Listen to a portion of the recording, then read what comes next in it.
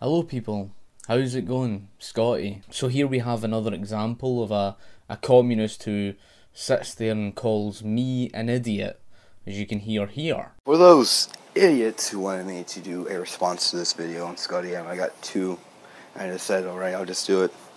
I'm going to level with you. Every time I got sick of watching this video from the stupidity of it, I'm going to make a ding sound and I'm going to say when I stop doing it. So let's just quickly cut to the chase of what he says first. I'm no communist, I'll tell you that right now. I believe a man should own his own house and car and cow. I like this private ownership, I want to be left alone. Let the government run its business and let me run my own. He's saying that communism has nothing to do with being stateless. Well, the whole idea of it is to evolve into a stateless, classless society from the transitionary state that Marx and Lenin described, called socialism. You know, it's remarkable how someone like that could call me an idiot.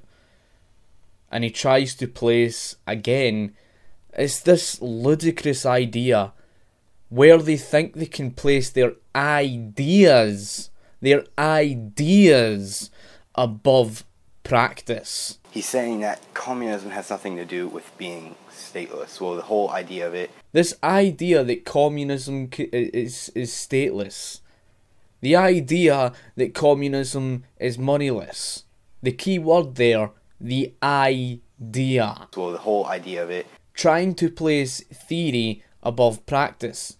He calls me an idiot for saying that communism cannot exist outside of a state. He's trying to say that I'm the idiot for placing practice above theory. Think about that for a second. He's calling me an idiot for putting what history has already proven above his theories. Let's say I was to write a book, and let's say that book was called The Theories of How Pigs Could Fly. Right? Does that then mean to say that when I go to take my theories of how pigs can fly and I go to put it into practice, that it's going to turn out the same? Of course not. So why do you think that is? Why do you think that when you go to take the theories of how pigs can fly, why it won't turn out the same in practice? Simple. Because you cannot defy the laws of gravity. What's one of the most important things about socialism? Well, socialism is seeking to abolish all means of private ownership, isn't it? So in order to abolish private ownership, you're going to have to prevent individuals from owning their own business and their own land. And in order to confiscate, that keyword, confiscate property from an individual, you are infringing upon an individual's rights and an individual's liberty. To take away the liberty of an individual from owning their own business, their own property, their own land, to do that, you cannot achieve it without the use of force. So if you use the government to then take away someone's individual's rights and individual liberty, by taking away their liberty of owning their own business or land, you're forcing them into a collective group. Now, in order to keep them there, you're going to need to have the enforcer.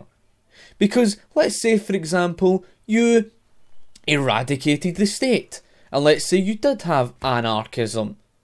Who's going to prevent me and thousands of other people out there like me from going and doing my own thing.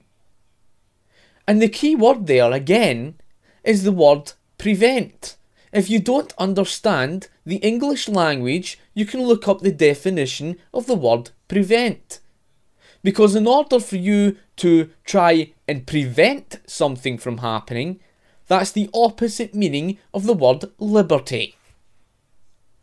You can't seek to control something and then call that liberty at the same time. And this is what's laughable. Because from your example, you think you can have communism being stateless, but you think you can eradicate individualism at the same time. Because that's more or less what the end goal of socialism is. It's completely eradicating individualism and having your collectivist utopia. The key word there again, utopia. Because what you're doing is you're trying to tell me that your idea is more important than practice. That's essentially what you have said. You have said that your theory is more important than what practice has proven. Time and time and time again. Whenever it came to attempting to prevent individuals from seeking their own self-interest, for example, when the Cuban people went to seek their own self-interest by trying to escape on rafts for the shores of Florida, what exactly happened to those people? They were killed. So what exactly happened to the very same people in East Germany when they tried to escape over the Berlin Wall for seeking their own individual self-interest? What happened to those people? They were killed. You take away the government, what are you going to do to prevent individuals seeking their own self-interest? You don't know, do you? Of course you don't.